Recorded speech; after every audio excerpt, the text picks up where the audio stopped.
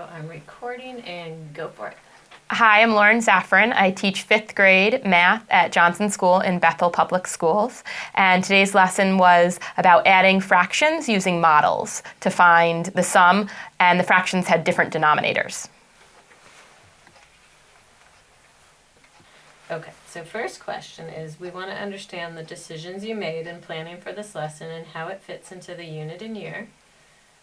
How does this lesson connect to and build on students' prior skills and knowledge? What was taught before this lesson and what will come after it? Okay. This lesson fits into the 5th grade Common Core standards. Before this... Michael Vanderwater, please come to the office. I tried to ask them to just pick up from there. Yeah, do you want me to read the question? No, I think I have it. Yeah. Just start from the top. Okay. Sorry. This lesson fits into the 5th grade standards and the 5th grade curriculum through the Common Core.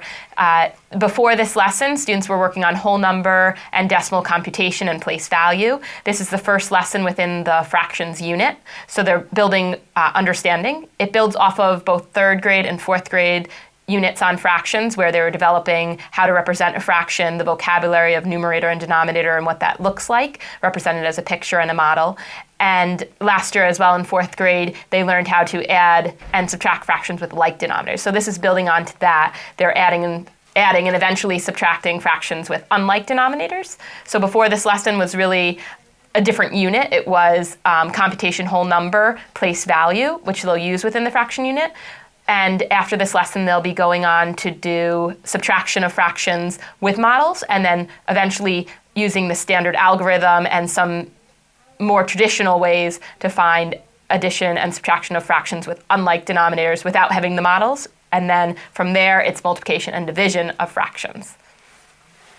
Very good. Okay, I'm just going to change that up a little bit. Okay.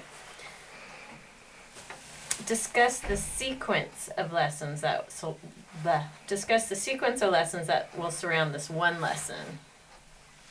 Sequence of lessons that will surround. I feel like I kind of talked about that. It is pretty similar. Okay, let me think of how I can kind of rephrase it in case that one's better. I mean, in case they want to use that one instead. Okay, I think I got it. The lesson that I taught today, prior to that lesson, there was some developing and pre-teaching of the vocabulary, although it was introduced in 4th grade because the Common Core is new and the students haven't been exposed to it for the whole length of their educational period. A lot of times, as a teacher, I have to go back and do some pre-assessments, which I did in this unit, to see what needs to be retaught and where I need to intervene with the students. So that was prior to. And after this lesson, I'll go on to more of the application. They've done the conceptual understanding, but next would be the application of that. And then they'll go into subtraction with unlike denominators, and after that, multiplication and division. Talk about the standards or the cluster targeted in this lesson. What did you do to make the lesson reflect the full intent of that standard or cluster?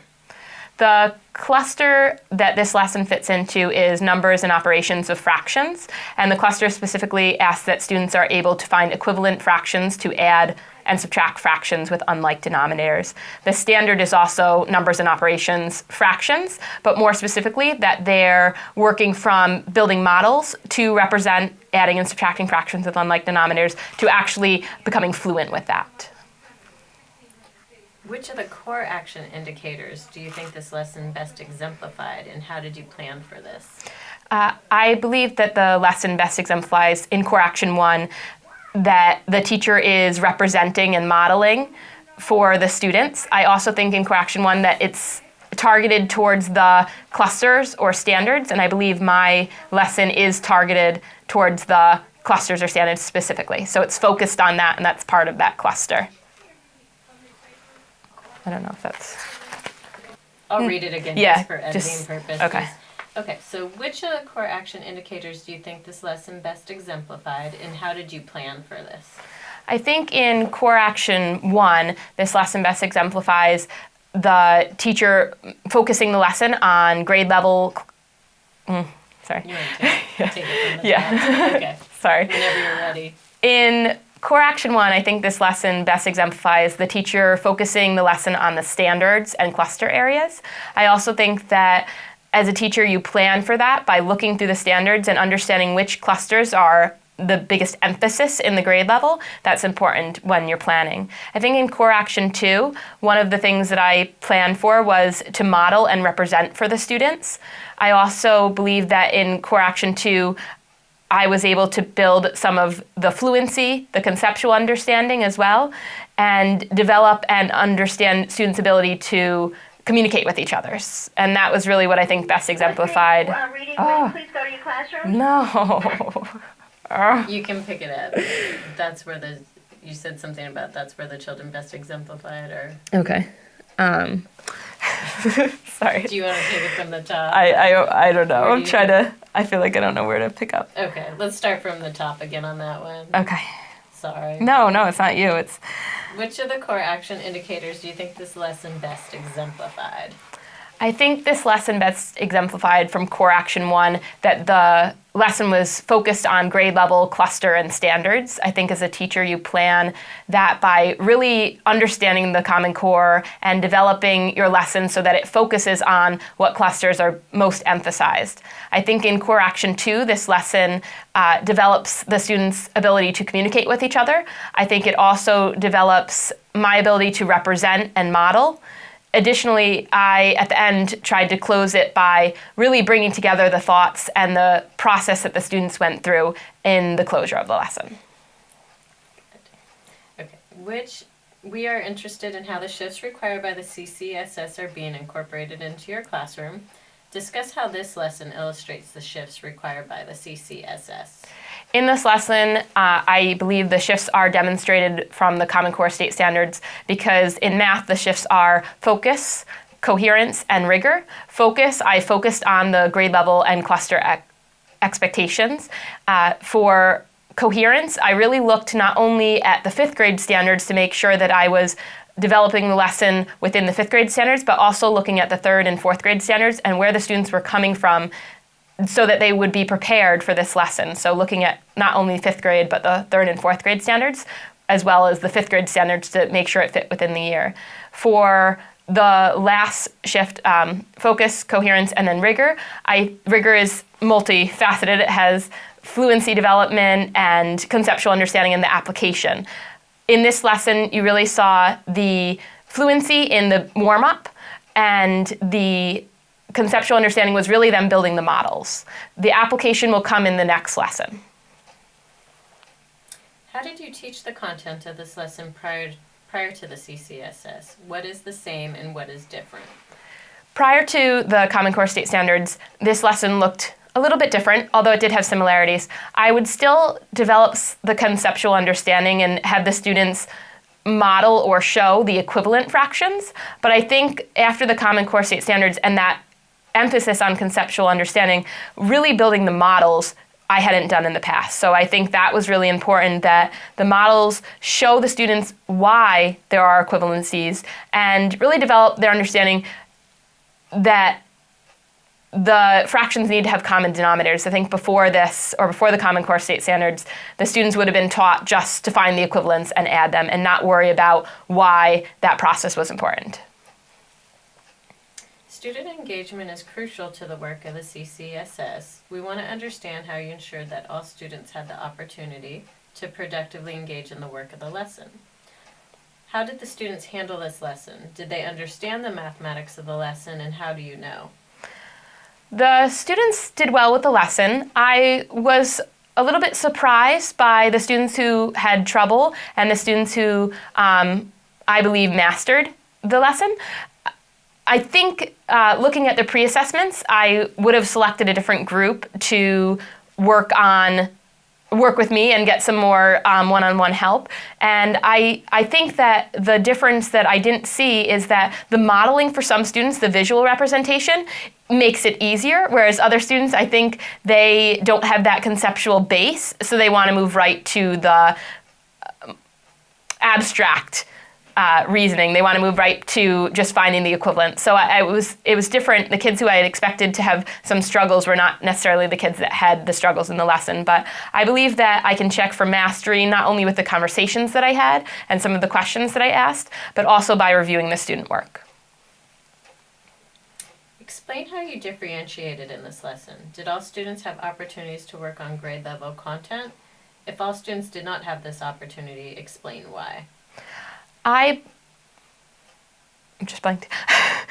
In this lesson, I differentiated by thinking of first pre-assessing and finding out what their prior knowledge was. And then in designing the lesson, I tried to give opportunities for not only some tier 1 intervention or one-on-one support or group support, guided practice, but I also tried to find areas where I can put enrichment in. So all students were engaged in grade level problems, but I tried to create some opportunities for application for enrichment and more modeling and guided practice for students who needed a little more support. I'm going to break there and then answer the second one. Sure. Core Action 3, right? Is that the... Oh, which behaviors from Core Action 3? Yeah. So which behaviors from Core Action 3 did the students best exemplify in this lesson?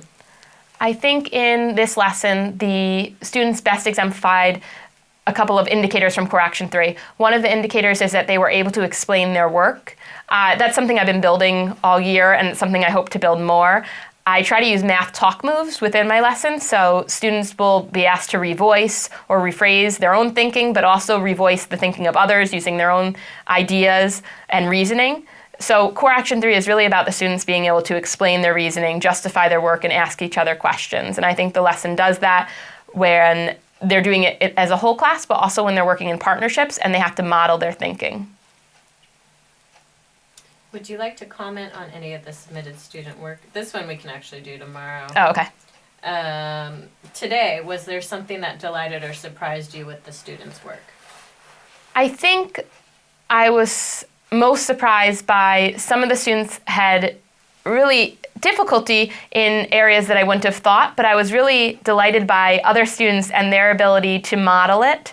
I think letting them start conceptually in 5th grade is somewhat difficult because they haven't had the Common Core for their entire math career. A lot of them know little tricks or have developed procedural skills before they have understanding of it. So I was happy to see that the students embraced, for the most part, building the models and really developing their conceptual understanding. Great instructors are continuously learning, and we want to understand what you celebrated in this lesson and what you would improve upon. Reflecting on the lesson, what worked well and what might you do differently? Reflecting on the lesson, I think what worked well is the modeling that I did in the beginning. I think the students needed more examples of that, so that's something I would do differently. I think that as I circulated, I saw that some students were having difficulty understanding that the sum of the two addends needed to have a common denominator, and I saw that they were having trouble thinking of what a common denominator would be. So I think what I would do differently is do more examples in a whole class and maybe just further differentiate so that I have more opportunity to intervene with those students. Were there any surprises or unexpected student behaviors or reactions? Yes, I had an unexpected behavior with one student who has difficulties at times, but I think that his resistance, at times he becomes defiant. I think his resistance was maybe directed more towards the cameras. So I think unfortunately I missed some of the behavior because he was understanding it when we were in whole group, and even when I circulated he seemed to be understanding it, but then when he was left on his own with work that is grade level appropriate and that he is very capable of, he resisted completing the assignment. So unfortunately I missed that earlier. I would have liked to have him come back and work with me, but fortunately I did see it, so I was able to get some response and understanding. I went back to him at the very end of the lesson to try to pull him in, but that was a little bit unexpected. You're done. Okay. You did it. Is that all right? Yeah, no, you're fine.